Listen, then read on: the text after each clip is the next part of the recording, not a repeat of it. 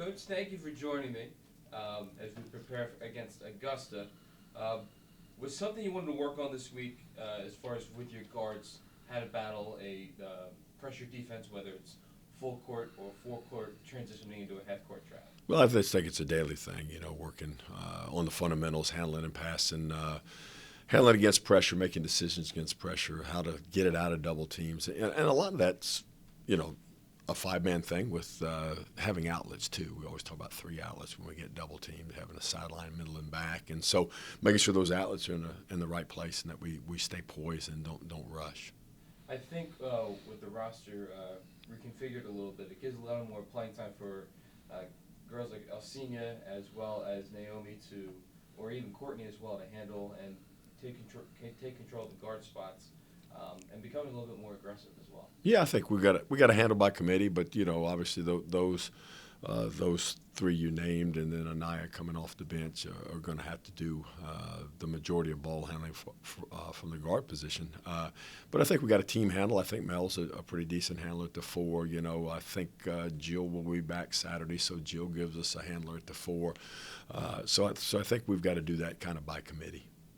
With the performances that Alcina and Mel had again on Wednesday, would you want to see a little bit more consistency from them as well as from point production? Yeah, I think, Mel's fairly consistent, obviously an upperclassman. I think freshmen are going to have a little bit more inconsistencies. But that's one thing I think Alcina, defensively, she's been very consistent all year and done a good job. Assisted turnovers, she's been pretty good for a freshman. But I think getting a little more consistent scoring out of her, out of a couple more players would be very beneficial to our team. Just gets, three kids that are consistently scoring, 10 to 12 points a game. Absolutely. Would there be a little bit more emphasis in trying to get Aaliyah touches early? Because she's one of the best in the conference as far as field goal percentage. And I feel like she's a dynamic scorer when you get her the ball inside the paint. Yeah, I think, just post in general. I mean, we're going to try to play inside out and get the ball inside. So whether it's Aaliyah, whether it's Deja, whether it's Diamond, we're going to try to get some post touches and emphasize an inside out game. And I think that just helps us on the perimeter also in terms of having people dig into the post and getting more shots on the perimeter.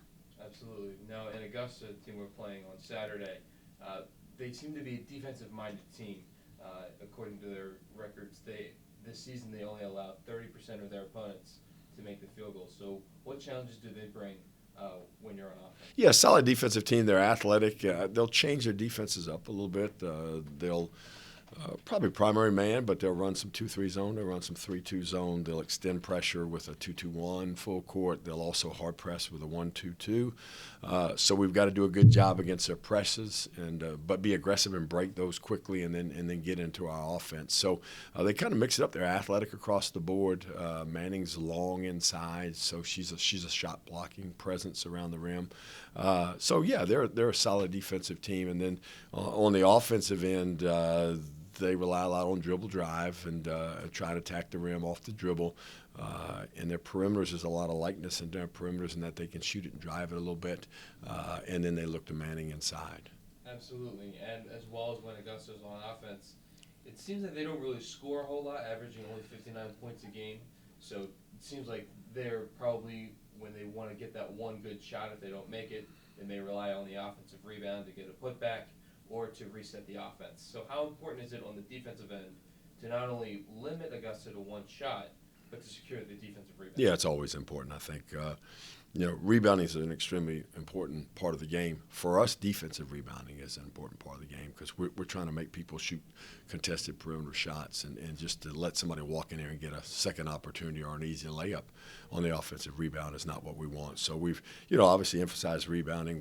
We gave up a lot against Lander, and in some ways, Augusta's similar to Lander, that they're really quick and athletic on the perimeter. So we've got to make sure we're pursuing the ball, putting a body on people, pursuing the ball, and securing those rebounds, and then trying to run off of it. Once we get stops, we've got to try to get out in transition and get some easy ones in transition and just not play a grinded out half-court game. All right, Coach, thank you so much for your time. Thank you.